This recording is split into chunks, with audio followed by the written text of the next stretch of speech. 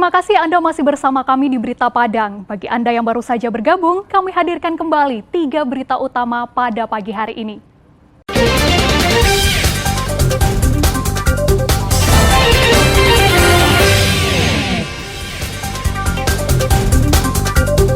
Ribuan kubik sampah menumpuk di Muara Batangkapa.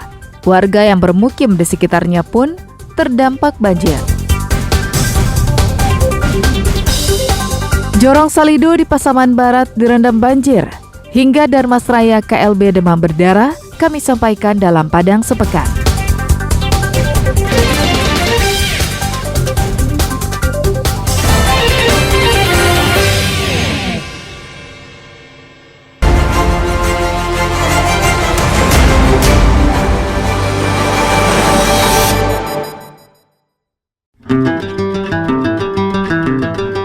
Majelis Hakim Pengadilan Negeri Padang yang diketuai Eka Prasetya Budi Dharma menjatuhkan vonis bebas murni kepada Budiman Datuk Bandaru Rajo, Ketua DPW Partai Masyumi Sumatera Barat. Hakim mengatakan bahwa tuntutan jaksa penuntut umum tidak terbukti sama sekali. Sebelumnya, jaksa penuntut umum menuntut terdakwa dengan hukuman penjara selama 1 tahun dan 6 bulan, sesuai pasal 261 KUHP tentang pemalsuan surat. Kasus ini merupakan buntut perseteruan antara Endre Syaiful, mitra bisnis Budiman di sebuah perusahaan yang bergerak dalam usaha penambangan batu bara di Lahat, Sumatera Selatan. Budiman dituding Endre Syaiful memalsukan surat-surat pembelian mobil dan melaporkannya ke polisi.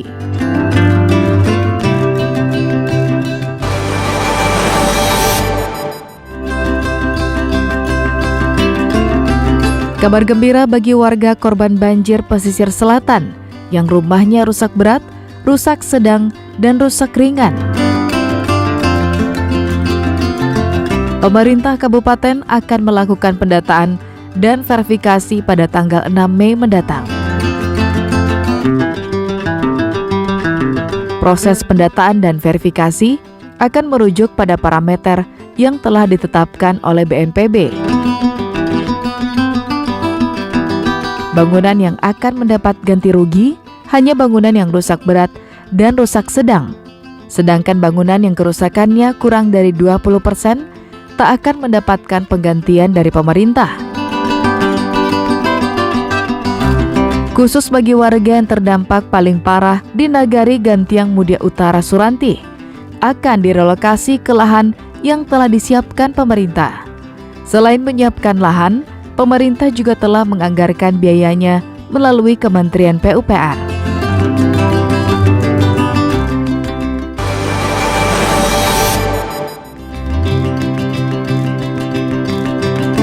Kasus demam berdarah di Darmasraya meningkat tajam selama 4 bulan terakhir. Menurut pihak Rumah Sakit Umum Daerah Sungai Dareh, sebelum bulan November tahun lalu, maksimal hanya 5 pasien demam berdarah yang dirawat di rumah sakit itu. Namun mulai Desember, jumlahnya meningkat tajam dan naik secara signifikan. Pada bulan Maret ini, 30 warga Darmasraya dirawat di RSUD Sungai Dareh karena menderita demam berdarah. Jumlah ini naik dibanding bulan Februari yang berjumlah 28 orang dan bulan Januari 25 orang. Meski belum dinyatakan secara resmi oleh pemerintah Kabupaten Darmasraya tentang penetapan kejadian luar biasa demam berdarah, namun jika melihat pada kasusnya yang terjadi kenaikan melebihi batas kewajaran, maka Darmasraya layak ditetapkan sebagai KLB demam berdarah.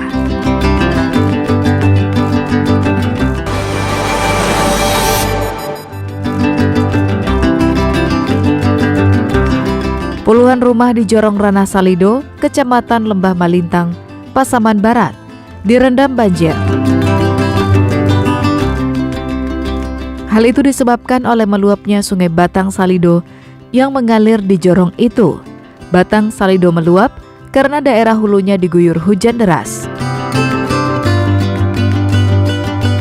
Kondisi itu menyebabkan pengemudi dan pengendara memilih untuk bertahan, menunggu air yang menggenangi jalan surut dan bisa dilalui. Kemacetan pun tak bisa dihindarkan. Selain jalan, rumah warga juga direndam banjir dengan ketinggian 50 cm hingga 1 meter.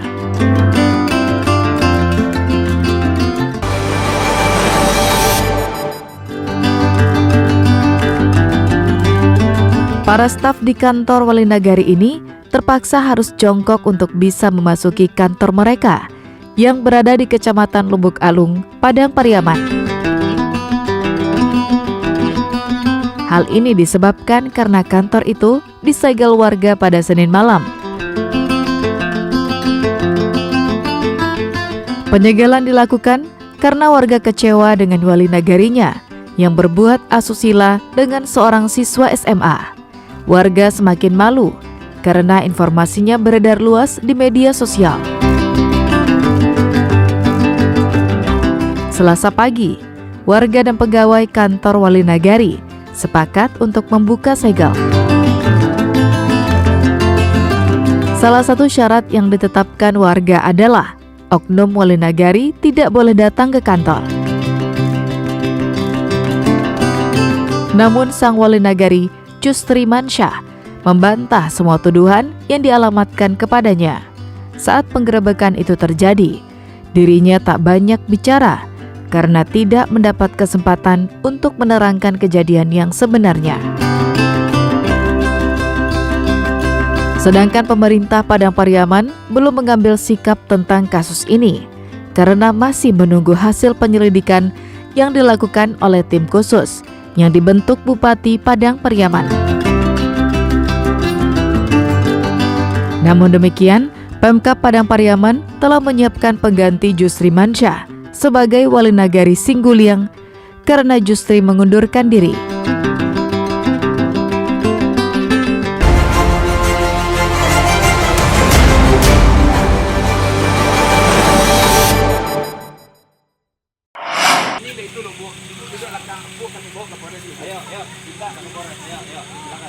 Kamis dini hari, seorang pelaku tindak pidana perdagangan orang ditangkap saat hendak pulang ke rumahnya.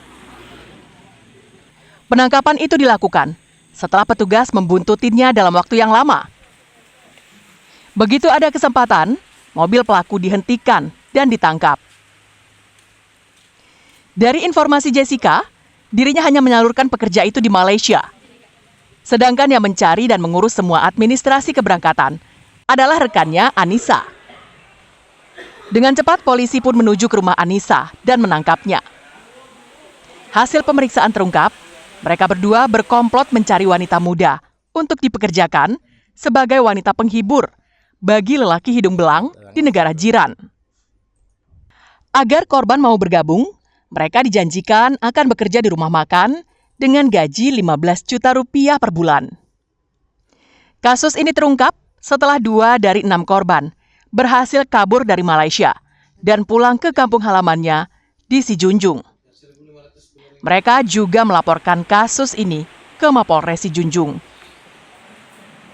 Di mana kurang lebih pada tanggal 17 April 2024, kami mendapatkan informasi dari 2 orang yang mengaku korban tindak pidana perdagangan orang dan perlindungan terhadap pekerja migran Indonesia yang berhasil dibawa ke negara Malaysia, di mana di sana dijanjikan untuk bekerja sebagai seorang pelayan di restoran dengan gaji 15 juta. Namun sesampainya di sana, kedua korban tersebut dipekerjakan di tempat spa.